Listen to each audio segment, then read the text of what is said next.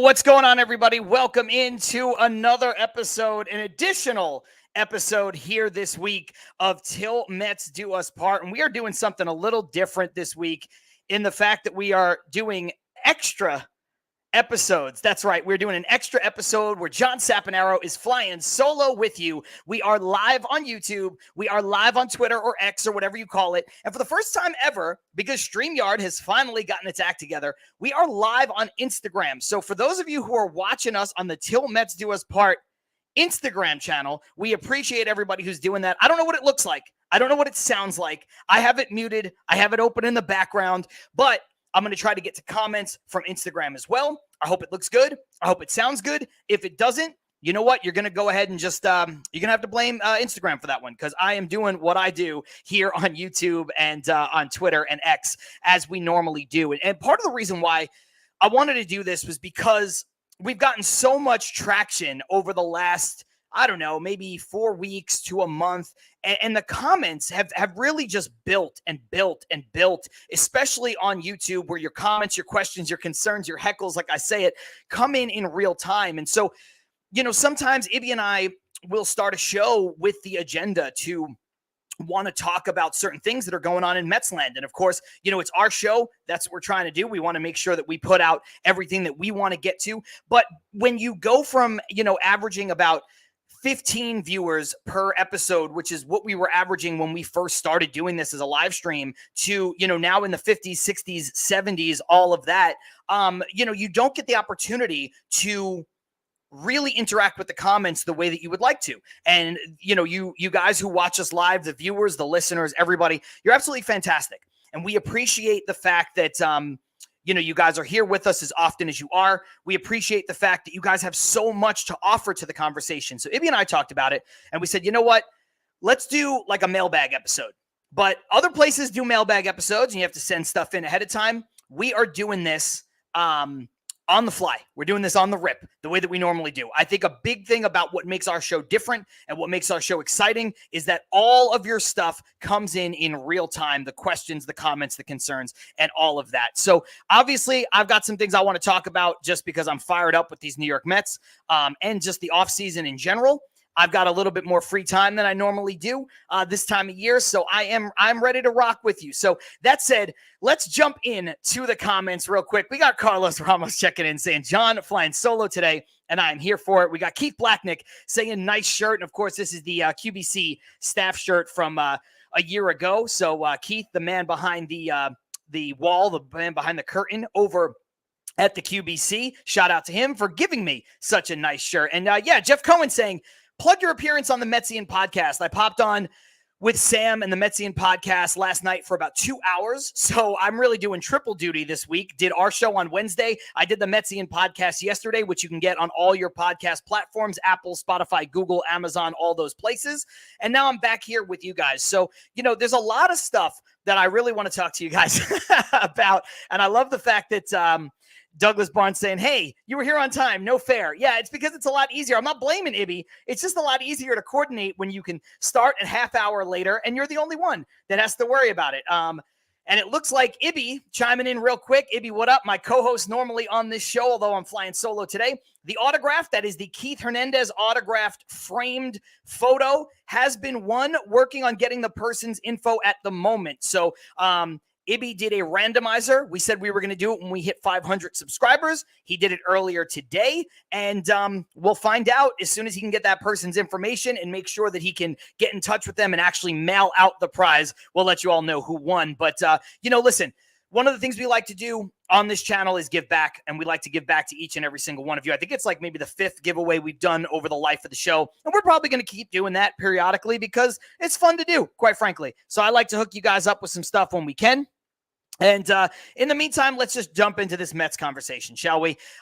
Look, I want to talk about Max Scherzer first, because I know a lot of you don't want to hear about Max Scherzer, okay? And if you want to hear about something else, you guys let me know in the comments. Let me know where you want to talk, what you want to talk about, where you want this show to go. Because like I said, this is all for you. This is your direction, where you want it to be, what you want to talk about. But until I start getting some ideas flying in, I'm going to start with the thing that I want to talk about, which is Max Scherzer. I don't root for injuries ever. Okay. I don't want to see guys get hurt. I think Max Scherzer's tenure here was a good first year and abysmal second year.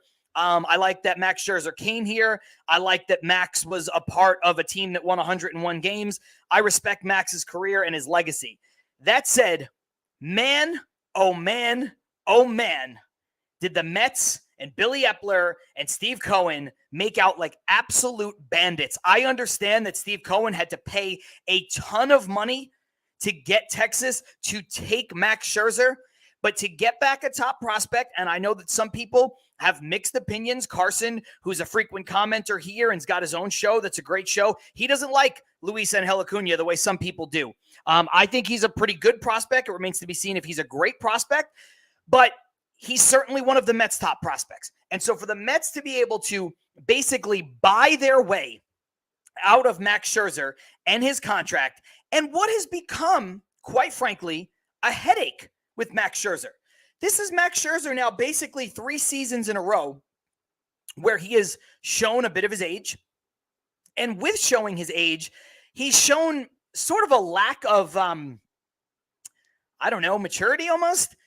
He's got a lot of things to say all the time. Scherzer's always mouthing off about something positive, negative. He's just got a lot of stuff going on, and he is not reflective in the moment of the bulldog that we all thought we were getting and what he's been for, pretty much the entirety of his career. So having said that, I respect him, but man, the Mets being able to get anything for him, even if they had to kick in a ton of money, let alone getting what is a top prospect, regardless of what you think of Luis Angel Acuna, is absolutely a slam dunk. And, it's great. It is great to have that. It is great to have an owner who is willing to put his money where his mouth is to make this team better on both sides of it. He put his money where his mouth is in the offseason when he went out and he got Verlander, and he went out and he, spent all the money on all the players, but he put his money where his mouth was at the trade deadline to correct the wrongs and recognize the sunk costs. And we'll jump back into the comments now. Carlos saying, John, that's why I loved how we handled the deadline. We stole both Drew Gilbert and Acuna. Just watch how much better off we end up. Yeah, I do agree with that. You could call it a steal. You can call it highway robbery. Again, when you're turning around and you're spending a ton of money, you're given to get. But when you're Steve Cohen, you can afford to give the money. You can always afford to give the money. And like Ibby said, like I said on this show before, you recognize a sunk cost, and Steve Cohen knows all about sunk costs. He's a finance guy, and he knows what it takes to move on from something that's not working out. And, now for Texas, look, good for them. They just won a World Series. I don't say good for them with any kind of disdain. Good for them in terms of the fact they won a World Series. That's the ultimate goal. That's all you want to do is win a World Series. So when you look at that, you will mortgage everything else, right? Teams have done that before. The Cubs did it when they traded prospects and Gleyber Torres and everything to the Yankees to get Aroldis Chapman. They won a World Series. It didn't matter that Chapman signed back with the Yankees. So if you talk to Texas, and rightfully so, they're going to say, it's cake, man. It is what it is. We got Scherzer, whether he was great or not, down the stretch, whatever, it doesn't matter. We won a World Series. That's all that matters. And that's all that should matter. But when you look at the way Texas sets up now, going into the following season, Texas is in a weird spot in 2024. You got DeGrom and Molly, who they just signed, both coming off of Tommy John surgery. They're not expected to be back till June or July.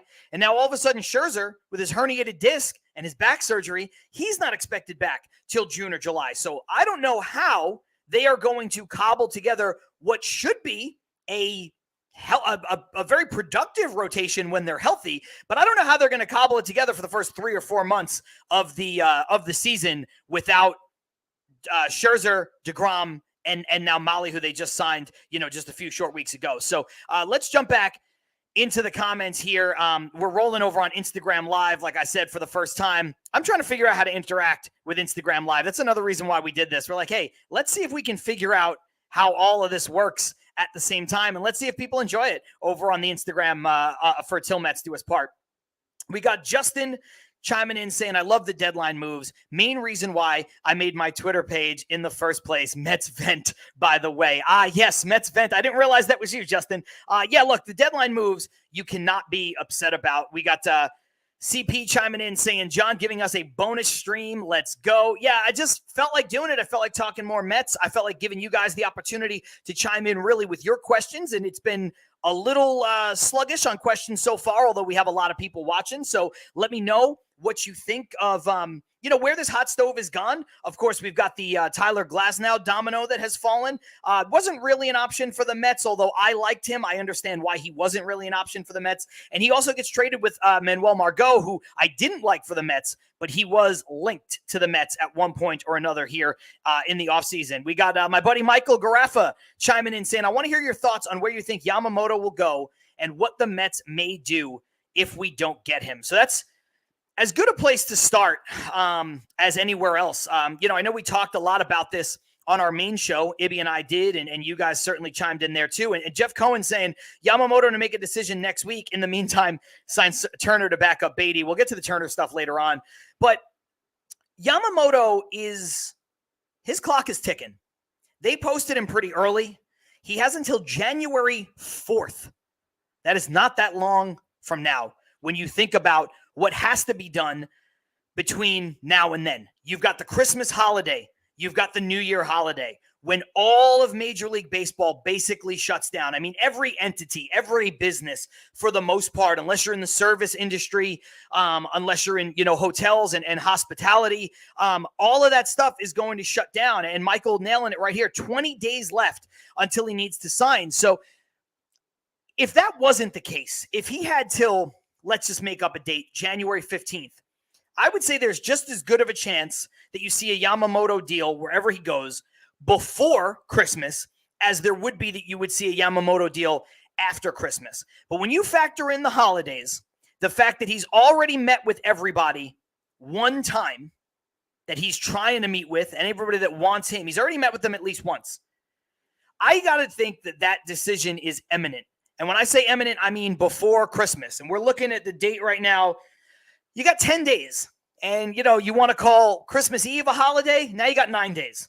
You want to say that maybe the industry will start to shut down the day before because it falls on a weekend. The 23rd is a Saturday. Now you've got 8 days. So basically we're looking at a week. Let's just say a week to 10 days before I think we're going to get a decision from Yamamoto. I want it to be the Mets. I said on this show, maybe about a month ago, I said to Ibby, I was like, man, I don't know if this deal gets to $250 million. That's crazy for a guy who's never pitched in the majors before. And I said that because I didn't think it was ever going to get that big. But you know what? Here we are, and it certainly has gotten that big. We're looking at the 250, 285, 290, 300 million, 310, 325, maybe even $350 million for this dude. So I got to eat my words. I didn't think it was going to get there, which is why I didn't think the Mets would, need to go there. Now that it's going to get into that upper echelon, let's just say 250 million and between 250 and 300 million, I've changed my stance completely. The Mets have one thing to offer that the other teams don't, essentially. That's the most money. The most money. Yeah, Chris Ferraro saying 250 now seems like a bargain. Yeah, again, and I laughed when somebody in the comments, I don't remember who it was like, he's going to get $250 million. I was, no, he's not. He got 200 tops. 250 million now seems like a bargain for this guy. And this comment from Michael is spot on and was where I was going to go next. I personally don't think anybody will outbid the Mets. If he's okay with playing for the Mets, I think he'll be a Met. And that sums up my feelings. It really does. When I say the Mets have more money to offer than anybody else, it's not to say, let's just say the top three teams right now are the Dodgers, the Mets, and the Yankees. Essentially the three richest teams in the sport, the teams that are known for spending the most money in the sport, especially since Cohen has taken over the Mets and since the Red Sox have taken a little bit of a step back to reset their luxury tax threshold and find their identity. So when you look at those three teams, they can all offer the money. And I talked about this on the stream earlier this week.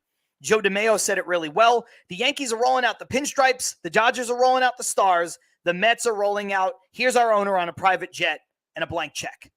And they're all making their best pitch. And that is their best pitch. And so when I say the Mets have more money, it's not to say that the Dodgers can't afford the contract that the Mets are going to offer.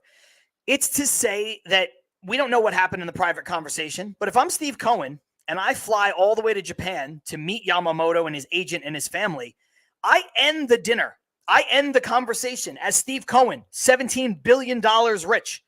I say, look, we want you. That's very clear. If you want the Mets, you can go, you take your meetings, you talk to whoever you want to talk to. After you talk to the Dodgers and the Phillies and the Yankees, and you talk to all these other teams, you can talk to whoever you want. You get all the offers. You come back to us with your highest offer, and we will beat it. That is how the Mets sign Yamamoto. That is the path. And Garaffa says it here again. I also don't think Cohen should worry about how much he costs. The Mets need him a lot, and that is why you need to operate that way. Carlos saying, are they willing to match it, though? Carlos, I think you have to be. I know the devil icon, the smiling devil is when you're playing devil's advocate, you're playing the heel. But in all seriousness, that's the only way it gets done. The Mets are not closer to winning a championship than the Yankees. They're certainly not closer to winning a championship than the Dodgers. Now, look, anything can happen, right? You don't win the offseason and win the World Series. Otherwise, the Mets would have won the World Series this past year because they certainly won the offseason. So anything could happen. But the Mets need to match the offer. And the Mets need to beat the offer. That's the only way this is going to happen. I'm looking over at the Instagram live here in the meantime. Not a lot of comments coming through, but I hope you guys are enjoying it if you're hearing it. And it looks good. On my screen, it looks a little small. It looks a little weird. If you're just joining us, this is the first time that we're taking advantage of StreamYard, now allowing you to live stream over to Instagram as well. So if you're here on YouTube and you're here on Twitter, it is business as usual, and we are doing our thing. Also, if you're watching it, and there's quite a few of you watching right now, hit a thumbs up if you like what you're seeing, you like what you're hearing, and it helps the algorithm in a way that I don't care to understand, but I know that it does. Carlos clarifying a little bit, saying, oh, I meant the Dodgers. Oh, okay. Well, that makes sense. Look, I don't know if another team is going to match what the Mets would offer. I don't. Because I don't know if they're going to have the opportunity. Does that make sense? Because I think in the hypothetical scenario that I've laid out here, where Steve Cohen says, look, you get an offer, you come back with the highest offer, and we'll beat it. I think what he's doing there is then he is giving he is giving Yamamoto an offer he can't refuse. So let's just say the reports of the Yankee deal is right, for argument's sake. There was a report that came out that the Yankees offered $309 million over 9 years. It's great. That's a great deal. Let's say that is the high watermark for Yamamoto. So he comes back to Cohen and Stearns with that offer, and Cohen says, okay, we'll give you 10 years and we'll give you $325 million. We'll give you 10 years, we'll give you $350 million. I think he's going to have to outbid by $20 million, $30 million, and years. I think he's going to have to do both of those things. But I think he will. I don't think he's going to be outbid. And again, I think he has to if he wants the player. And the other part about wanting the player is this, guys. Yamamoto is the perfect player at the perfect time for the New York Mets. There's no disputing that. There is absolutely no disputing the fact that Yamamoto lines up with the Mets timeline of being competitive as they can in 2024 and then being hyper competitive in 2025, 2026, and beyond. He's 25 years old. There is a window of time, realistically, even if he experiences a drop-off that some pitchers in today's day and age will experience. Some pitchers, when they get to 30, 31, there's a little bit of a dip. They're no longer the stud that they once were. Now, that's not to say they fall off a cliff. They're still pitchable. They're still playable by a very wide margin, but they may not be the ace of aces. But even if that's the case, let's say that in his age 30 season, Yamamoto is not what he is from 25 to 30. He's 25 right now, guys. He's 25 today. So when you look at what he's capable of over the next 5 years, and I think even the most pessimistic Mets fan who thinks that the Mets are going to be absolutely garbage in 2024, which I disagree with, you guys know that, but I think even the most pessimistic Mets fan would say that, well, in 2025, they're going to refocus, because in 2025, they got a lot of money coming off the books. There's the crosstown free agent in Juan Soto. Maybe they go after him.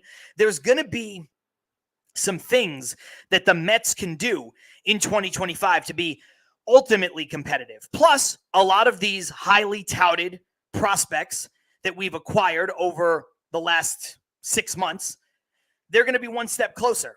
Now, it doesn't matter what you think about them. Some people don't like Jet Williams as much. Some people love him. Again, I mentioned Acuna. I mentioned Gilbert. It doesn't matter what you think about them. They're going to be ready, or essentially ready. So when I look at this landscape, I think that 2025 is really the put it all together year. Now, it doesn't mean, again, that 2024 is going to be bad, but that's also why you go all in on Yamamoto now, because there is nobody in 2025 that has the mixture of upside, current stuff, and ability to grow with the team that Yamamoto does. You look at 2025, there's a chance that you can get Zach Wheeler, old friend Zach Wheeler, back at 2025. I like Zach Wheeler. The Mets should have never let him go, and if Steve Cohen owned the team when he was a free agent, he would probably still be here. But Zach Wilson's going to be 35 years old, I think. At that point, 34 years old. That's going to be a no for me, man. Don't invest stupid money now. And when I say stupid, I mean don't overpay for somebody who's not as good. If you're going to overpay for the guy who's good. Overpay for the guy who could be great. And that's Yamamoto. The last thing I'll say about Yamamoto, it was very well documented the other day. I think it was Carson who said it. He said he has robot-like control. Control is one of the last things to go, man. Now, I know the baseball is different in Japan. I know there's going to be an adjustment period like there was for Kodai Senga. He might not be great to start. But control is something, it's like speed. It's hard to slump with control. You can lose a couple ticks off your fastball in terms of miles per hour. You can lose a little bit of spin rate with regards to your breaking stuff, but it's very hard to lose that control when you're as good at it as Yamamoto is. It's Maddox-esque when you look at what he can do with control. So it's another reason why I think he's a good long-term investment. If he loses a little bit on that fastball, the kid knows how to pitch. And so I think he's going to be good in 2024. I think he's going to be better in 2025. I think he's going to be great in 26, 27. I think he'll be great in 25. And I think he'll continue to be good, until he's 30, 32, 33. So, for me, it's the best place for them to go. Now, if he signs somewhere else, and I truly do believe that if he signs somewhere else, it's because he would rather go there than the Mets. Like a lot of people, Michael Garaffa said it. A lot of other people have said it on the last show earlier this week. I think if Yamamoto goes somewhere else, it's because he just chooses to take less to go somewhere else. I don't think the Mets are getting outbid. But then the question becomes twofold. That's My Sports says, when we get Yamamoto, I love the confidence, who's the next pitcher we go after?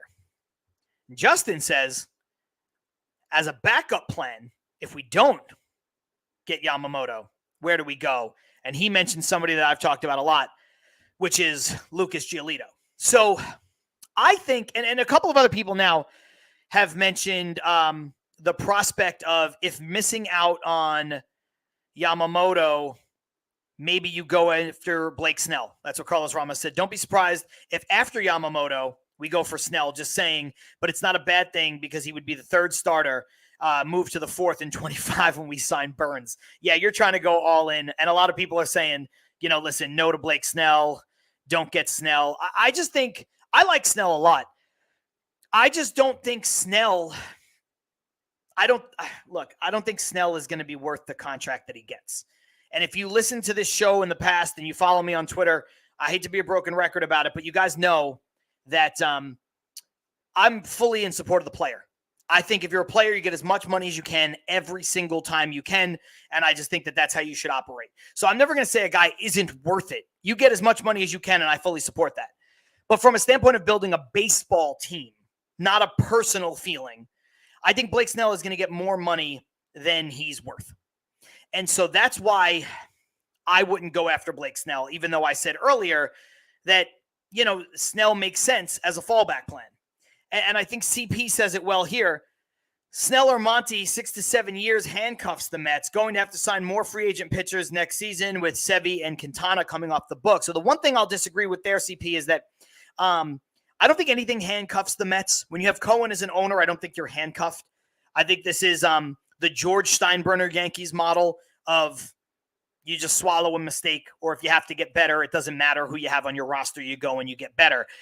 But it goes back to what I was saying before, in that don't overpay in terms of years for somebody who's older and not as good. Blake Snell's 31 years old.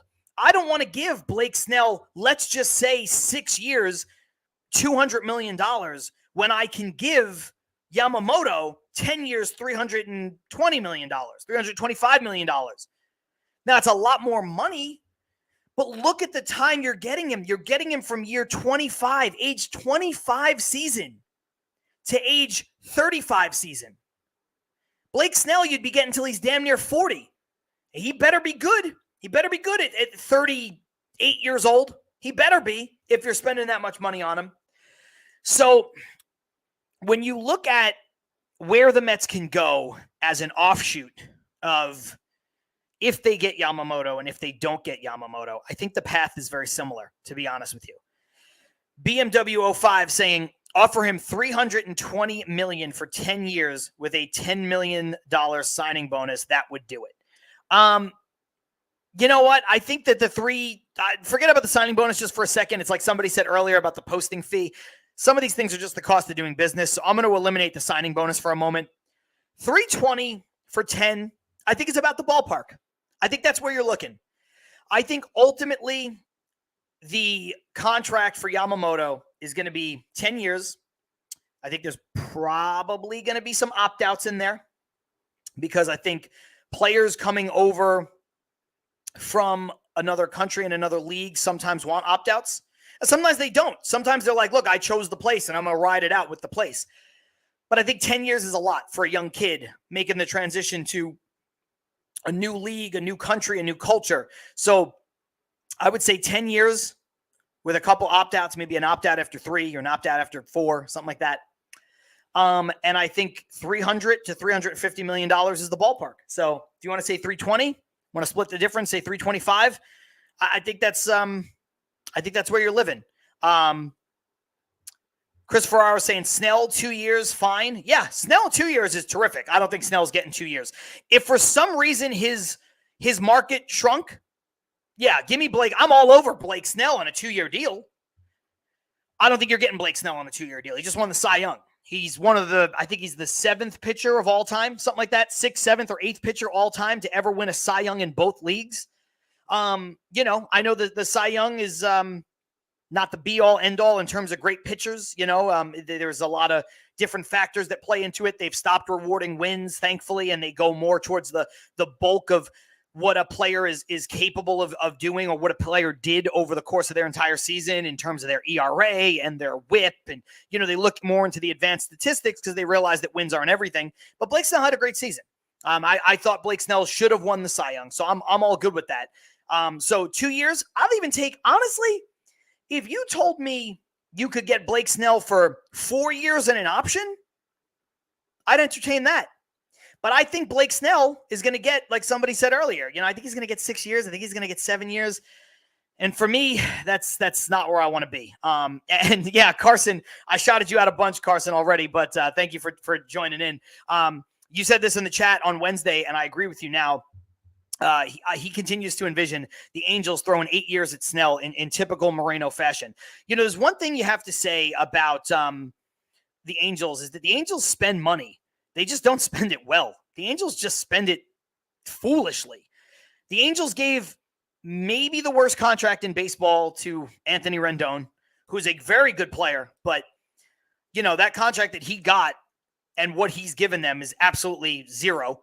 You got to remember the Angels paid Josh Hamilton a lot of money. The Angels paid Albert Pujols a lot of money.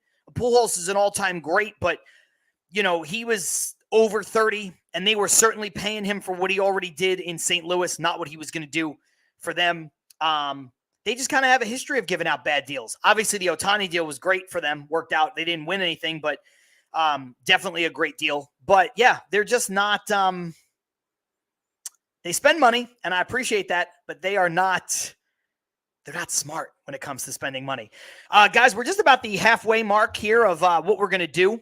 This is Till Mets Do Us Part. John Sapanaro flying solo with you guys this week, doing an extra episode. This is the Mailbag episode, the first time we have ever done anything like this where it's really just your comments. I know Ibby has done something similar where it's been in our regular spot and I haven't been there. But in terms of me setting out to do an additional show, something that is different from what we normally do and is in addition to what we normally do because we went live just 2 days ago on Wednesday in our normal spot. So I'm happy that all you guys are in here. If you're here, throw a thumbs up on the show. It helps the algorithm. Let us know that you like it. The drawing that we did, we want to thank you guys. We did hit 500 subscribers. I think we're about 510 or 515 at this point. So thank you for helping us build that. We did choose a winner. Ibby did it at random like he always does. And we're waiting to track down that person's information to make sure that we can actually give it to them. Otherwise, if they don't give the information within like a week or so, we usually just will, pick somebody else. So, it remains to be seen who we can actually congratulate. Let's jump back into the comments here. Carson saying the Angels spend to spend, which is what most Met fans want the Mets to do this offseason. Epler was with the Angels for a reason, folks. They need to clean up the mess and not load up on it even more. I wish I could leave this comment up off to the side for the entire show because, Carson, you absolutely fucking nailed it, man. There's something about spending money and then there's spending it just to spend. Or like I said before, spending more money on somebody who doesn't necessarily deserve it. Yamamoto, give him 10 years, 350. Blake Snell, I don't want to give him 7 years. I'd give Blake Snell 4 years, but I'm not overpaying Blake Snell. You know, the Mets have a history when the Wilpons own them of not necessarily overpaying. Of course, God, no, they never overpaid anybody. But they went and they got the next best guy instead of the slam dunk guy. And the one that always comes to mind are names you're not going to want to hear, but Matt Holliday was the guy to get that offseason. And Matt Holliday wanted more years. I think he wound up getting 7 years, something like that. And they got Jason Bay for 4. And look what happened with Jason Bay. Now, I think part of what happened with Jason Bay was he got that concussion and he was never the same. But apart from that, Jason Bay was not as good. Jason Bay didn't project as well. So the Mets essentially overpaid for a worse player rather than just paying what was, at the time, a rich contract, but a very fair contract for a guy who was an overall better player in Matt Holliday. So you got to be smart. At the end of the day, you have to be smart when you spend the money. And that's what brings us to, or back to, I should say, what a lot of you talked about, which is where the Mets go if they do, and where the Mets go if they don't land Yamamoto. And I kind of teased it a little bit. I said, I think it's going to be the same direction, whether or not they get Yamamoto. Because if I'm the Mets, I don't pivot to Blake Snell. If I'm the Mets and I miss out on Yamamoto, maybe I engage with Montgomery. I could see that because maybe the Dodgers are out on him after getting Glasnow. Maybe the Yankees re-engage with him. Maybe they try to rectify the mistake they made by trading him in the first place, but maybe not. So maybe his market is in a place where you can stomach it.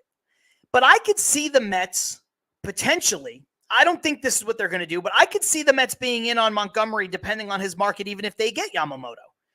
Because, man, that would be a great top of the rotation if you have Yamamoto, Senga, and Montgomery. And if you can get Montgomery on a 5-year deal, looking pretty good. So I could see them going that way either way. Somebody else mentioned Lucas Giolito. I think it was Justin back up in the comments that said Giolito. Yep, Justin says it again. Giolito and Stroman, although Stroman probably wouldn't happen. Stroman's probably out just for, everything that happened the last time he was here. I have said Lucas Giolito since day one of the offseason. I may have even said it. I would have to go back and look at it. I may have even said it in the last episode we did, which was about a week before the season ended, when we were kind of eulogizing the Mets season heading into the offseason before I went to Australia, because I knew I was going to be gone and incapable of recording for about a month. So we did a little bit of an early offseason preview, and I might have mentioned Lucas Giolito then. Lucas Giolito, I know he's not going to excite a lot of people because he was real bad the second half of last year. But Lucas Giolito is still only 29 years old. Lucas Giolito pitches all the time. Inning after inning after inning, year after year after year, Lucas Giolito pitches. One of the biggest problems, and I think, for my money, the single biggest problem the Mets had in 2023 was that their starting pitchers didn't go enough innings. Now, I know I'm not exactly breaking news with that comment, right?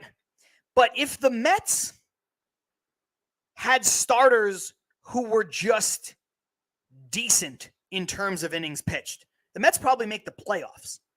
Because even though Max Scherzer wasn't great, right? He had a lot of starts blow up in his face. But if Max Scherzer pitched to like a 4.30 ERA while giving you 6 innings, the Mets might make the playoffs in the wild card. If Carlos Carrasco gave you 5 innings on average, the Mets might make the playoffs. But instead, Carlos Carrasco was giving you 1 inning, an inning and 2/3. Max Scherzer was giving you 3 innings. That's not enough. You need innings out of these guys. Bartolo Colon, who everybody loves, at the end of his career with the Mets, he would go out there and sometimes he would befuddle people like a wizard. He looked like Levon Hernandez pitching for the Florida Marlins back in the day in the 97 World Series. Cutting the ball, sinking the ball, spotting the ball. That's what he looked like, Bartolo Colon. And he was unhittable for 7 innings. Other times, Colon would go out there and give up a couple home runs, give up 5-6 runs. But you know what he did? He gave up 5-6 runs over the course of 6 innings, sometimes 7 innings, because he just pitched. And that saved the bullpen. And maybe the Mets had a chance to chip away and come back in that game instead of having the game blow up in their face. And maybe if they didn't come back and they wound up losing that game, say he gives up 6 runs, the Mets wind up losing the game 8-3, 9-3, something like that.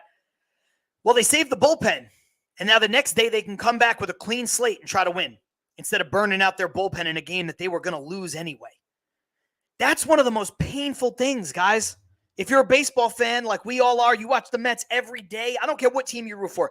You watch baseball every day. There is nothing more painful than a starter getting knocked out in the second inning and you knowing that that is going to screw up tomorrow. Not only is it 7 runs on the starter's ledger in 2 innings today, and you're probably not going to win that game barring some kind of miracle or, a typical Coors Field kind of game. But it screws you for tomorrow because you have to go into your bullpen and get 7 innings. So unless your starter comes out the next day and gives you the complete opposite, pitches you an absolute gem, you're probably screwed for the next day. And then the next day after that. And the next day after that. So When I look at Giolito as a guy who can pitch. On top of that, Giolito was traded midseason last year, as you all know, which means he has no qualifying offer, which means he's extra attractive to the Mets. Since Steve Cohen has taken over the team, the Mets have not signed a free agent that has a qualifying offer attached to them. It's not something they like to do. Now, part of that is philosophy as an organization because they've been trying with like 9 different GMs with different philosophies, but the philosophy has been the same of like trying to get this farm system right, man. Now, I think they're finally in a good place, getting better, in a good place and still growing. But when you look at what the Mets have been trying to do, signing a player that has a qualifying offer attached to him is not exactly something that's super attractive to them. So I think that the lack of a qualifying offer, I think the fact that Giolito will come cheaper because he's not a superstar, I think the fact that he's on the young side at 29 years old, I think the fact that he pitches a lot of innings. And guys, let's not forget about this. This is the last thing I'll say about Lucas Giolito. When you look at the fact that before the trade, Lucas Giolito had a 3.79 ERA. That was good. It's why he got dealt at the deadline. Lucas Giolito got dealt because somebody was like, this guy's pitching well. We could use him. So it's there. And I got into this conversation with somebody on Twitter. It might have been Daniel Wexler. We weren't arguing. It's just more of a semantics conversation. I said, I like Giolito because he has more upside potential. And he said, well, I wouldn't call it upside at 29, but here's the things. And he mentioned the 3.79 ERA and some of the other stuff. I consider a guy who's 6 months removed from a 3.79 ERA, who's still on the right side of 30, who still has a lot of peripherals that look good. I consider that guy to have upside. Now, it's not, high draft pick upside. It's not, a 21-year-old ace pitcher in AAA that's throwing, 99 miles an hour upside. But there's upside because I think he's better than what he showed in the second half. And I think if I'm not mistaken, I don't have the numbers in front of me, but his last 5 starts of the season were actually pretty good. They were more like the 3.79 Lucas Giolito than they were like the, 5 and 6 ERA Lucas Giolito we saw right after the trade. John Minconi, my boy, chiming in saying, you're so wise. I think one of the things StreamYard fixed, by the way, is total offshoot. You used to not be able to get Twitter comments live and in real time. So I might have to change my shtick because now we're getting Twitter comments live and in real time, in addition to them adding the ability to go live on Instagram. So we're on Instagram. We're over on Twitter, X, whatever it is. We're here on YouTube. We're doing our thing, and it's pretty fun so far. So I hope you guys are having fun because I've enjoyed it. Let's jump back into the comments here and see what you guys have to say. John Rossi, welcome back, saying, as a 4th starter, meaning Lucas Giolito, I'd take him. We've got Carlos Ramos, who's been super active today, and I appreciate that. Thank you, brother. Saying he's good for a 3rd or 4th starter, but I'm not relying him on as a number 2. Fair enough. I think he's actually talking about Jordan Montgomery there, not Lucas Giolito. I think the number 2 part gave it away right there. I'll scroll back up, see what other people got going on. Justin saying, Monty, talking about Jordan Montgomery. Monty is a gamer, but not an ace, and I think without Yamamoto, there's no point in signing him. Justin, I kind of agree and disagree at the same time. I agree with the fact that if the Mets get Yamamoto, I think they'll be more competitive in 2024 than they will be without him. I think that's a fair thing we can all agree with. So I think that if the Mets sign Yamamoto, they're going to be more competitive this year. Let's add another very good pitcher to the mix with him and Senga and Quintana, who's a good pitcher, to be in the middle towards back end of your rotation. And then look, Severino's a wild card, but to me, Severino, another guy, upside, age, stuff is still there.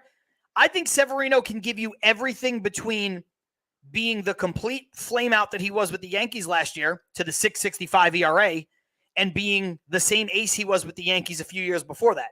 I think Severino can give you, just talking in terms of ERA, I think Severino can give you somewhere between 250 and 550 next year because his fall off is so fucking confusing. I don't get how he fell off the way that he did and as aggressively as he did. So I think with that rotation, you add Montgomery to that, you'll win a lot of games in 2024. So I think if you get Yamamoto, it's almost more important to go get another quality arm.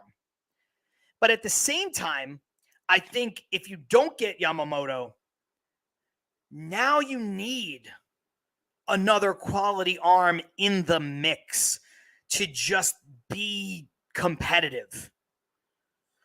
So I'm still not breaking the bank for Montgomery, but let's say everything being equal, let's just make it up. I'm making it up based on the fact that I know Snell and Montgomery are essentially similar pitchers, but Snell has 2 Cy Youngs. Montgomery doesn't have any. Let's say that Snell gets 6 or 7 years. So I'm going to say that Montgomery gets 4 or 5. If Montgomery is going to get 4 or 5 years, I'm going to sign him whether the Mets get Yamamoto or not. I think that's a reasonable length of contract for a guy like Jordan Montgomery. So I don't want to talk out of both sides of my mouth, but I think there is reason enough to bring in a guy like him either way. I think it becomes more paramount if the Mets get Yamamoto, which is funny because I don't know if the Mets see it that way. It remains to be seen.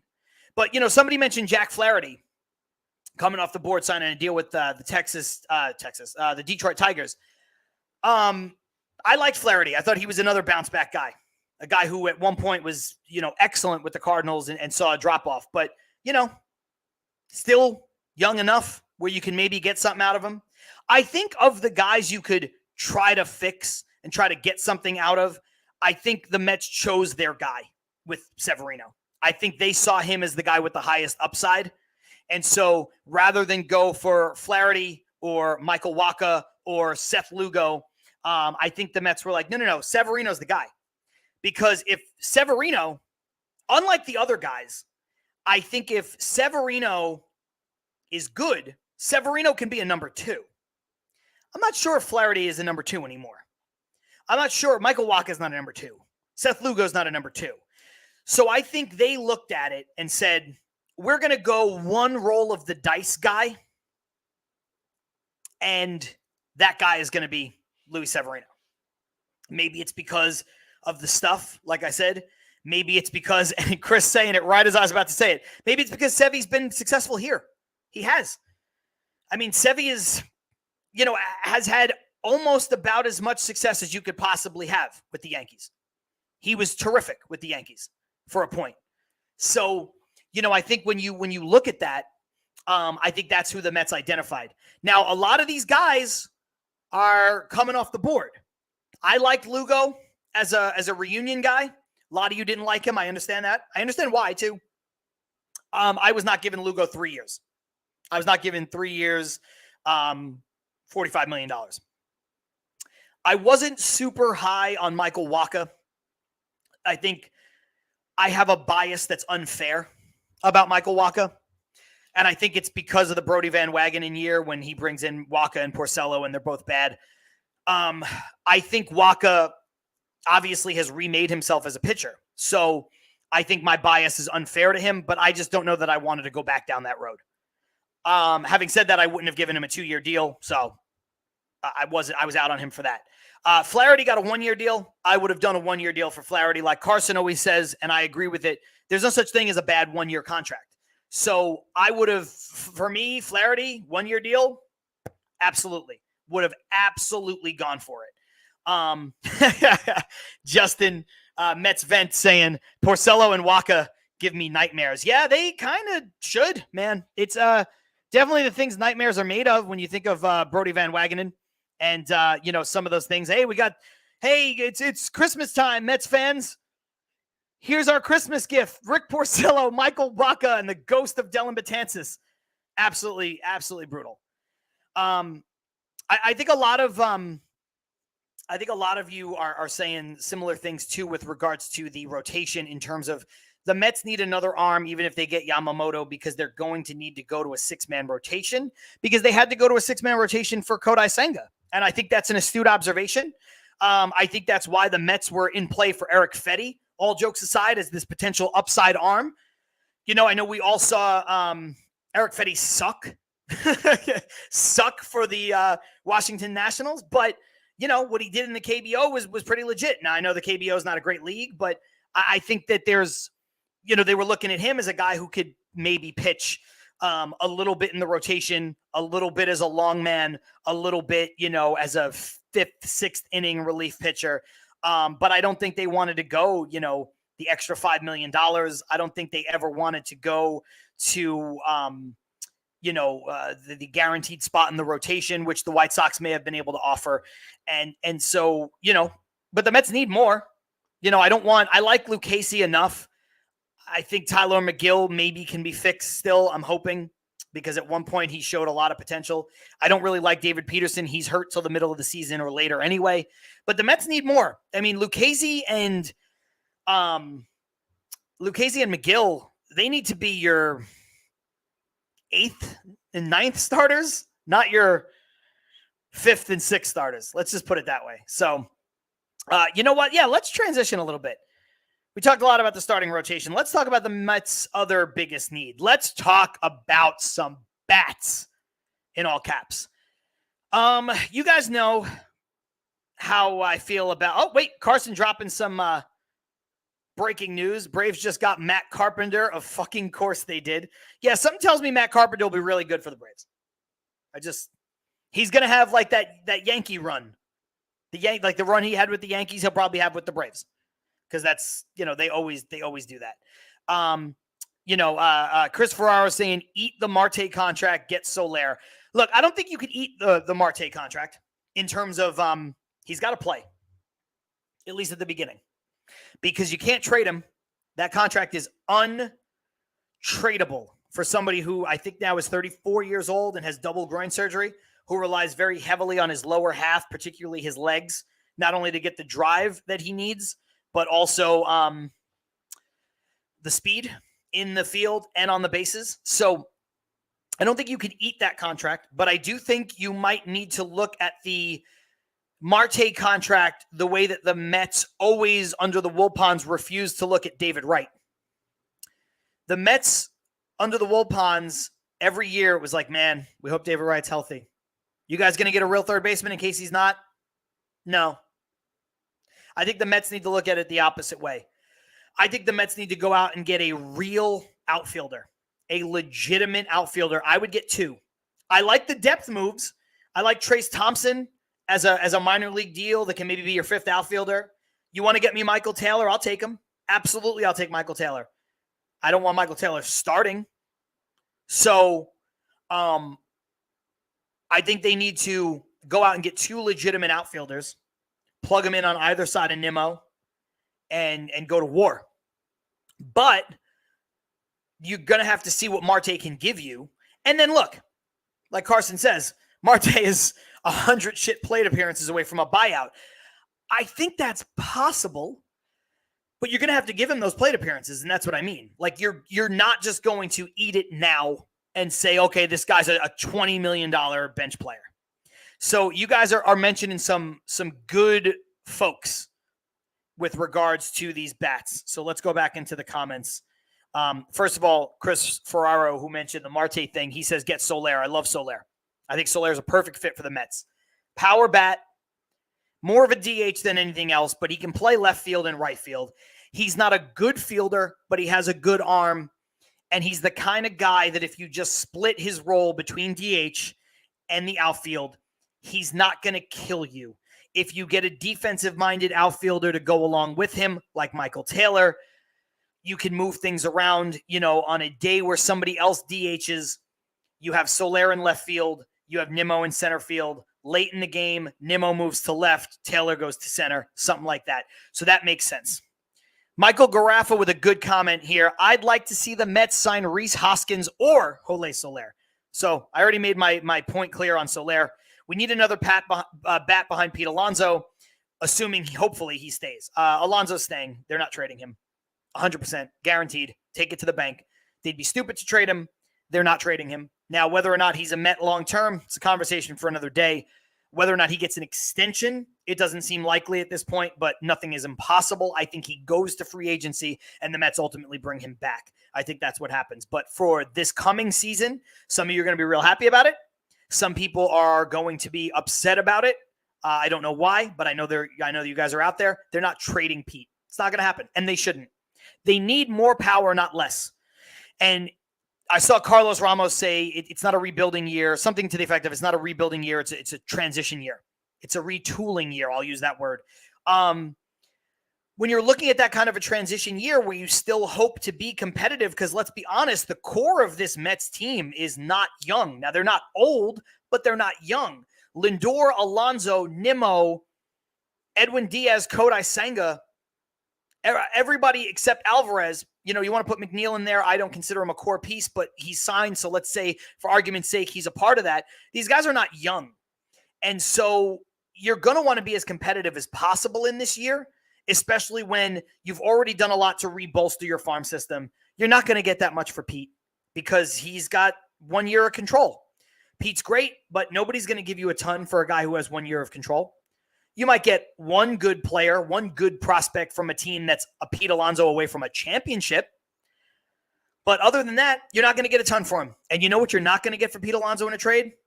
Anybody who will ever be Pete Alonso. Guaranteed. So you don't trade him. Absolutely not. That said, Rhys Hoskins is interesting. You don't love coming off the ACL.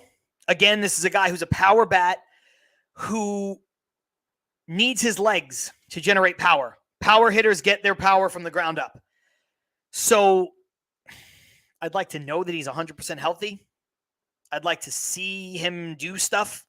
Now, I would like to see that, but I don't have to see that. The Mets, if they want to work out, have a workout with him, they can. I think Rhys Hoskins is a sleepy pick. I think it's a sleeper pick. And I think it's a good one because I think Hoskins, who hasn't really been linked to many people, maybe a little bit Chicago, they don't bring back Bellinger. I think Hoskins is a guy who, because he's still recovering, nobody's really seen him do anything yet. I think if you get into January, dare I say February, I think Hoskins is a guy that would sign a 1 year prove it deal. And then I think the Mets could be in on Hoskins. Yeah, I think that's possible, but I don't think it's super possible now. Because I think there are better options out there right this moment than going to get Rhys Hoskins. I don't want to stretch for Rhys Hoskins now because I think there are some people who provide you with a little bit more of a known quantity who aren't coming off of a massive career-altering injury. Chris Ferraro, good point. We ate Cano. We can eat Marte. I think that's fair. But again, I think you're going to want to give Marte the chance to prove that he's not healthy. The one thing we did with Cano, and we were quick to do it, but we also made sure first. We were like, okay, we're going to give you, at bats until I think it was Dom Smith was healthy. And then if you're not doing anything, you're gone. So good point. Justin saying hot take. I don't want Justin Turner. It's not a hot take, but I disagree. I would like Justin Turner. CP says Turner it is. CP also saying Teoscar Hernandez on a multi-year deal is fine, but he'll be the everyday left fielder. Yeah, I like Teoscar. I like Soler's power bat better. But you know what? I said they need two outfielders. So, Henry says problem with Soler is the bad defense and Stern wants run prevention, which means good defense. Get me both guys. Get me Soler, be most of the time a DH, like I said before, and get me Teoscar Hernandez, who would be most of the time your left fielder. I'm good with that. I'm absolutely good with that. John Rossi mentioning a guy that I've mentioned before, which is Gio Urshela as a backup to Beatty, some competition or a bench piece. John, I don't think you were in the live chat, which, by the way, we are live on Twitter, X. We're live on Instagram for the first time ever. We are live on YouTube like we are all the time. If you're watching this video live, no matter where you are, but especially on YouTube, give it a thumbs up because, I want to see that. I want to see that thumbs up pop up. It helps the algorithm. It helps us get out to more people. It helps us continue to grow and gain traction. And you know what? The bigger we are, the more often we'll probably do shows sometimes. You know what I mean? We might have this mailbag thing more often. Might not be just hey, John's feeling like he wants to talk with everybody and also try out this Instagram live thing. So Gio Urshela makes some sense.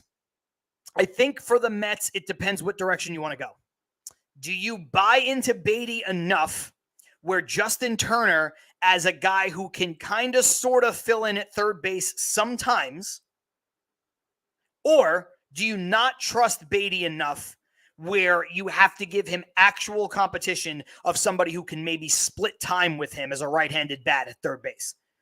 If you have no faith in Beatty at all, I think you go for a guy like Urshela. If you have some faith in Beatty, or you're not getting Soler or Jock Peterson and you want a better, more often DH, I think you get Justin Turner. And it's funny that I say that because I have very little faith in Brett Beatty, but I want Justin Turner instead of Gio Urshela. So I guess there are people like me who fall in the middle of that Venn diagram, I suppose. Let's see. We got CP saying Teoscar and Turner works. Turner 1-year deal, then wait for Soto to DH. I think that's possible. I also think Soto, I don't want to turn this into a Yankees-Mets thing or whatever, but I think Soto is still going to be an outfielder when you first sign him. I don't think you sign a 26-year-old player to be a DH. I know he's not a great outfielder, but I think he's your left fielder. And then look, if you got Brandon Nimmo under a long-term contract, and let's say Drew Gilbert's really good, and Drew Gilbert comes up and he's your center fielder, and really Soto and Nimmo are not best suited to play right field. I could see Nimmo going to left, and then Soto going to DH. And obviously Soto's hit tool, all of them, his power tool, his eye, his contact, his average, all that stuff is what you're paying him for anyway. But I think when you first get him, I don't think you're paying him to be a DH, not at 26. Here's a good question. Lindor has been working with Vientos. Does that help him play a better third base? In a word, no. I don't think Vientos is a third baseman at the major league level. And I've been talking for over an hour, so I'm going to take a sip of coffee. I don't think that Vientos is a third baseman at the major leagues. I think he's barely a first baseman. I think if Vientos hits, we're talking about guys whose hit tool is first and foremost. I think if Vientos hits, he can be a DH and he can back up third base, right? He can be a guy who gives Pete a spell. And I'm good with that. I think that's a very rosterable player because I also think that Vientos has proven everything he needs to prove at AAA. He's mashed there for the better part of 2 seasons. And so when I look at what he's done, he doesn't have much to do. So you have to find out what you really have in him. Is he a major league hitter or is he a 4A player? So I think Vientos has a role on this team. I sure hope it's not at third base. I just don't think he's good. And some of you might say to that, man, well, you wanted Mauricio to play third base, and Mauricio would average, if you extrapolated out his numbers, playing third base, he'd average something like 25 errors a year, which is incomprehensible. But also, I don't think that's what Mauricio would actually have. I think Mauricio is a better athlete, and I think he would learn to play third base better. I think it's a good sign. I don't want to shit on the kid because Vientos seems like a really good kid, and he is certainly putting in all the work. He is doing everything you would want him to do, knowing that he's in the third base conversation. So I respect that. So I'm happy that he's working out with Lindor. I just don't know if it matters, to be honest with you. Jump back into the comments here. CP saying Soler 25% K rate, Teoscar at 31%. Does it really matter if he hits 25 to 30 home runs? I would say their K rates are negligible to each other for either guy if they're going to hit 25 to 30 home runs. And yeah, the K rate doesn't bother me. It's high, but it's not high enough to bother me because if they both do their job, which is hitting 30 home runs, that's what they're here to do. Now, I'm not a person who says strikeouts are irrelevant completely because I think sometimes there is obviously a benefit to putting the ball in play, that old school mentality, but I also don't put a ton of stake in somebody who strikes out a lot because everybody strikes out more than they used to. So, Chris Ferraro saying Pete wants to sign off a year not hitting 215. Yes, exactly. Now, if the Mets give him a big deal, it's not going to matter, but I think Pete would, if he had his druthers, look, Pete Alonso, I don't want to turn this into the Pete show. Pete Alonso averages for his career since he came up in 2019. Pete Alonso averages 40 home runs a year and like 113 RBI. And that is factoring in that one of those years was a 60-game season. And you guys know how averages work. That drops the average down. Pete Alonso's average offensive production in terms of run production and power production would be higher than it is. And it's already at an all-time historic level. It would be even higher if not for a 60-game shortened season. So just keep that in mind when you're talking about Alonso. John, it's a fun talk. Let's avoid Pete and keep the peace. Yeah, I think that's fair. I know you don't agree with that. Will White jumping in. What up, Will? Teams would have a field day running on Nimmo if he's in right. Exactly. That's why he's not for me a candidate to be in right field long term. I think Nimmo's future is a left fielder. He's made himself into a much better center fielder than I admitted this on the show. When Nimmo first came up, I said, Brandon Nimmo, I think, will be a good fourth outfielder on a major league team. And man, I was wrong. I admitted it on the show. I admitted it. We didn't do a show when he first came up. I didn't have this platform, but I said it to anybody who would listen. I said it to my friends. I said it in my Mets group chat. I said it on Twitter, probably. I thought Brandon Nimmo would be a fourth outfielder. Brandon Nimmo has become so much more than that. He's a legitimate leadoff hitter, one of the best leadoff bats when you take into totality his offensive game from on-base percentage. He's gotten more pop, hits more extra base hits, more home runs too with that. He's made himself into a legitimate baseball player that should hit at the top of a lineup. And he's made himself into a much better defensive center fielder than I ever thought he could be. But long-term, over the course of the rest of his 8-year deal, Brandon Nimmo is going to be in left field. Someone is going to supplant him. I don't know if it's Drew Gilbert. I don't know if the Mets get squirrely and sign Cody Bellinger, which I advocated for on the last show on Wednesday. I don't know. I don't know who it's going to be, but eventually, and I don't know when it's going to be, but eventually Brandon Nimmo's future is going to be in left field. I also think it'll keep him healthier. Kudos to him, by the way, for staying healthier than I ever thought he would in his career based on what he did early. But yeah, I think left field is where Brandon Nimmo needs to be long-term. Carson saying what I was saying earlier, strikeouts are subjective as long as he doesn't chase. Yes, all strikeouts are not created equal. Chasing the ball is a lot worse than anything else. If you're swinging at bad pitches and striking out, that's not great. If you're swinging at pitches in the zone and sometimes you're missing them because the stuff is excellent, you get beat with a, up and in fastball, that's a strike. That's a pitch. A fastball in the middle of the plate is a pitch you should be swinging at. And if it just beats you, it just beats you. If you're swinging at a slider, it's 3 feet outside, now we got a problem. My buddy, Brian Morales, he's got the Yankees mask on in his profile picture. Let's not throw tomatoes at him. He says, Jay, I'm a diehard Yankee fan. He is, and he's a damn good Yankee fan. But you think maybe take a shot with IKF, can fill in everywhere, and then a Soler would bolster it for you guys. I actually think IKF made sense before the Mets got Joey Wendell. Joey Wendell, I don't think is probably as good as IKF. Like offensively, I don't love either player. IKF maybe has a little bit more of a ceiling than Joey Wendell. But other than that, they're a very comparable player. Wendell plays short. He plays third. He plays second. He can play first if you need him to, and he plays left and right field. So, I think the IKF ship has sailed, but I think it's a good thought. But, I think it's not the best use of funds, or not even funds, honestly, because I don't think he's going to get a lot of money. I don't think it's the best use of a roster spot for the Mets as currently constituted. Justin saying Pete is getting the Nimmo treatment, but he'll be here for the long term. Yeah, we've talked about it a lot on this show, and I promise, Carlos, the last thing I'm going to say about Pete.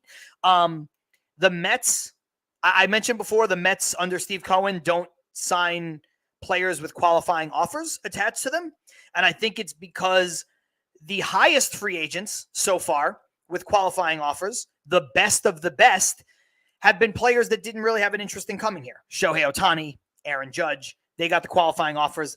They weren't coming here, so I don't think it matters. I think if Aaron Judge was a free agent from the San Francisco Giants and he was like, I want to go play on the East Coast, I don't think the Mets were going to let a qualifying offer get in the way. But I think a lot of mediocre to slightly above average players get a qualifying offer attached to them. And then the Mets look at it and they're like, do I want to give up a draft pick to sign this guy? Do I want to give up a draft pick to sign Michael fucking Kadire? No, you don't. So, I mentioned that they don't do that. The other thing that the Mets tend to do under Steve Cohen is the Nimmo treatment, like Justin says, which is let a player that is your player get to free agency and then try to re-sign them. They've done it 3 times so far. 2 of those 3 times have been successful in re-signing them. And honestly, I think all 3 could have been successful if DeGrom didn't want to go somewhere else. The other thing I'll admit is that I was wrong on DeGrom. I thought DeGrom wanted to be here. And I have admitted that I was wrong on DeGrom. He wanted to go elsewhere, and that's fine. So I think the Mets made what is a fair market value offer for all 3 of their major free agents that were in-house players that they let get to free agency. They did it with Nimmo. They re-signed him. They did it with Edwin Diaz. I mean, it looked like Edwin Diaz just didn't want to go anywhere because he signed like immediately, which good for him. And they did it with Jake, and Jake wanted to go elsewhere. But, the Mets obviously, they paid less for DeGrom, than what Texas offered, or rather they offered less. But I think it was a fair market value. And I think the Mets were worried about Jake's health. And we see why. Second Tommy John surgery. So I think that Pete is going to get to free agency, and then we'll see. And I think you'll see if Pete really wants to be here and if the Mets really want him. That's the thing when you look at the Pete Alonso situation. We're going to find out. There's whispers that Pete's a bad clubhouse guy, which I don't believe. Other people refute me on that. People who are connected, people who know stuff, whatever. There's rumors that he's a bad clubhouse guy. There's rumors that the Mets don't like him as much as everybody says. There's rumors he doesn't like New York as much as everybody says. I don't know if it's true. I've never heard that. I don't have sources per se, but I do know some people who know some people. So I don't believe it. But we're going to find out. We're going to find out about Alonso because I think the Mets are going to let him get to free agency. And then we're going to find out exactly what they think of him in terms of years and dollars. And then you're going to find out what the Mets think of him, and you're going to find out what Pete thinks of the Mets. So, either I'm going to be right, Carlos is going to be right, some combination of the two. We're going to find out. We are all going to find out with regards to Pete Alonso sooner rather than later. Carson says Alonso's batting average is too high. Gonna need 175 with 75 home runs instead. Nobody cares about the rate you hit singles. It's for losers and old shits with 1 foot in their casket already. I had to bring that up because I know Carson loves to stir the pot there. He's obviously somewhat tongue-in-cheek, but there are parts of what he's saying, believe it or not, it's exaggerated version, but there are parts of what he's saying that actually do make baseball sense. With regards to some of it, like Pete hitting more home runs. And actually Pete's career average is very high for a guy who hits as many home runs as he does. Justin saying Pete, Michael Kadire was a great guy. Chris saying Kadire was brought here to make right happy. Absolute nonsense that happened. It's true. I'm not saying your comment is nonsense. It's nonsense that we had to do that. Chris saying Sugar signing like that right after free agency open, basically showing he wanted to be here, 1 point with me. I think it 1 point with everybody. Sugar Diaz After everything he went through his early tenure here with the Mets, it would have been really easy for him to say, you guys treated me like shit. I put it back together. I had a great year. I pitched terrific for you. We made it to the postseason. Sorry, but it's not my fault we didn't get further. And now I'm going to go get the bag somewhere else because I never forgot how you guys treated me. And instead, Edwin Diaz did the opposite. He said he always took accountability on himself. I screwed up. Even if it was the juice baseball, the slick baseball, couldn't get the grip, all that stuff. He always took it on himself. And then when it came time, he said, no, I love being here. And obviously he got plenty of money to be here. But I love being here. I'm absolutely taking it. Boom. I'm coming back. So I think he won a lot of points there. Chris Ferraro also making a great point. Sign El Troll early. Talking about Francisco Alvarez. They should. Never too early to sign Alvarez. What Alvarez has done already in the time that he's been here is enough for me to give him a multi-year long-term contract extension like what the Braves do. And the reason for that is not only has he shown a propensity where he could be one of the best catchers in baseball, and he's lived up to the hype in that regard, but he's a catcher. And so even if over the course of his career, he's not quite best catcher in baseball level, we live at a time where you don't get a lot of offense out of catchers in Major League Baseball right now. And so even if he's just a catcher who's good defensively with a lot of pop, but he never hits for a high average or something like that, he's mediocre defensively, but he's a very good offensive catcher. No matter what, he's going to be worth the deal. I'm sure of that. I've seen enough. You guys may disagree, but I've seen enough so far with Francisco Lindor to say that he's worth a long-term deal. We've been rocking with this thing for over an hour and 15 minutes. We're going to get out of here soon because, quite frankly, it's a lot to talk for an hour and 15 minutes. I've done it before because I'm a stand-up comedian, and I've done stand-up sets that are pretty long.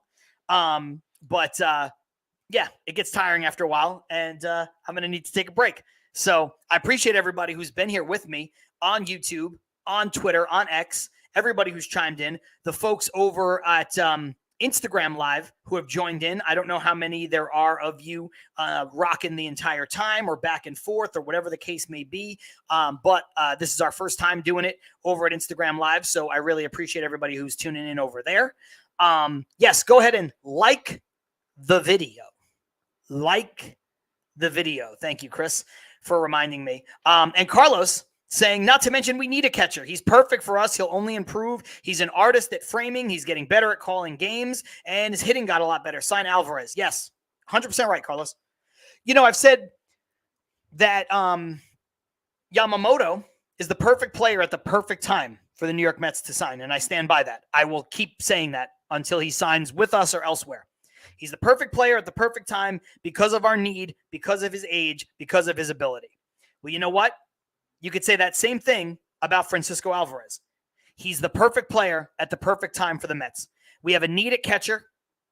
We have a need at protecting Pete in the lineup, and hopefully he can grow into that, or at least be a part of that.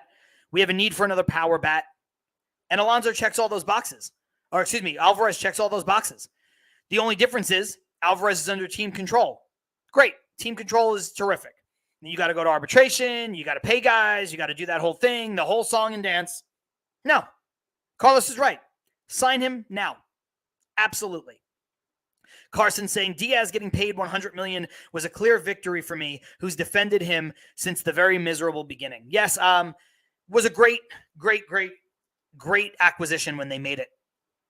You could say that the Mets were not ready to win, and it's weird to trade for a closer when you're not ready to win. But, again, I'll go back to that theme. Perfect player at the perfect time. You're not talking about a closer who was a flash in the pan, one good year, and he's in his late 20s and he came out of nowhere. You're talking about a closer when the Mets got him who was young, and all he did was be electric with Seattle. He was electric every step of the way. And so when they pulled the trigger to get him, it's kind of like Yamamoto. The Mets were trying to be competitive.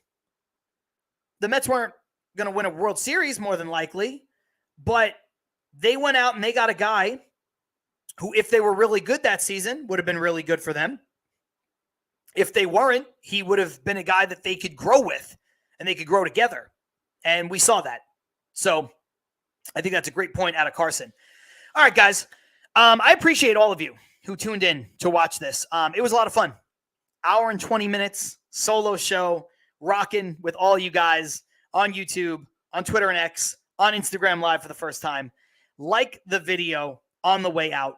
Unlike our other shows, this will not be a podcast.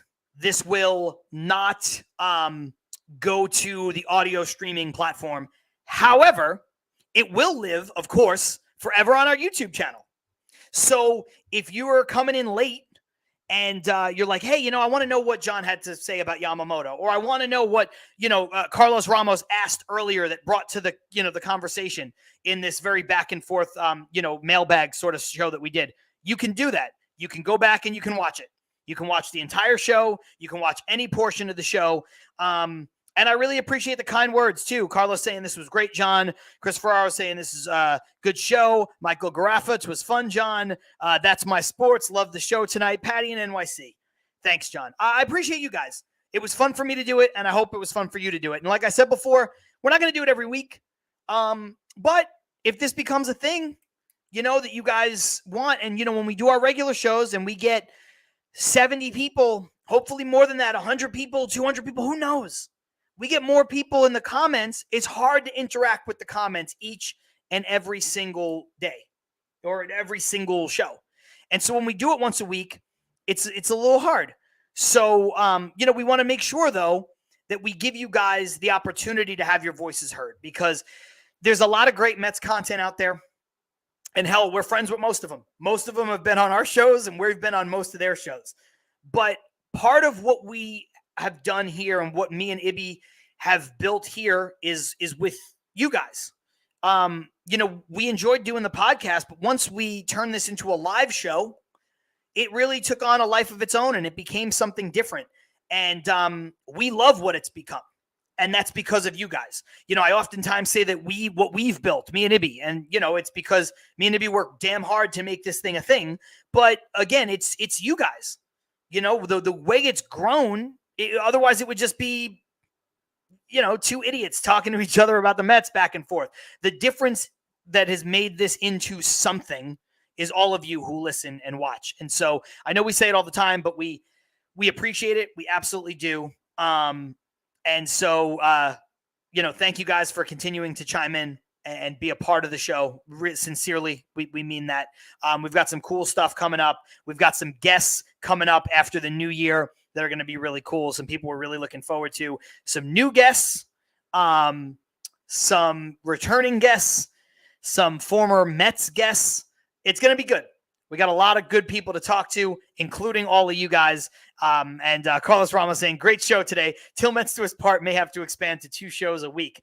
Whew, maybe. I don't know. That's a lot of work. I also have another podcast, so it's hard. But yeah, Carlos Ortiz singing, surprised you came on, and it was great. Listen, you know what? You'll never be surprised, and I know you do this, Carlos, so I'm not singling you out, but you will never be surprised when we do a show if you subscribe to the channel and you turn notifications on.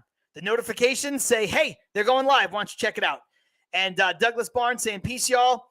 Cross my fingers for the Keith autograph. Like I said, Ibby did choose a winner. Well, I should say Ibby put all the names in a randomizer that chose the winner, because that's the only fair way to do it. We don't want to just go through and pick somebody. That's insane. So the randomizer has chosen a winner. Ibby did it today. He hasn't told me who it is yet, and partially because he has let that person know, and that person has not responded yet. And so he wants to make sure that person reaches out and that person does respond.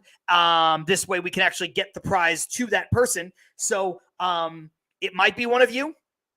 Check your DMs on Twitter, on Instagram, on YouTube. If there's DMs, check your DMs everywhere, because I know Ibby reached out somewhere. So check out that. And if you weren't lucky enough to win the Keith autograph, I'm sure we'll do some kind of giveaway again in the future, because we've done about 5 or 6 of them so far, and we like doing it. So speaking of liking doing it, this was absolutely fantastic, guys. Thank you so much for everybody who tuned in. I'm John Sapanaro. For my co-host, Matt Ibby Ibanez, who's not here with us for this particular show, this is Till Mets Do Us Part. We will see you next week back here live on YouTube, live on Twitter, and X, and I think we're going to do it on Instagram Live too, because why the hell not in our regular scheduled show Wednesday, 5:30 p.m. Eastern. Hopefully we have a Yamamoto to the Mets signing to talk about when we do it.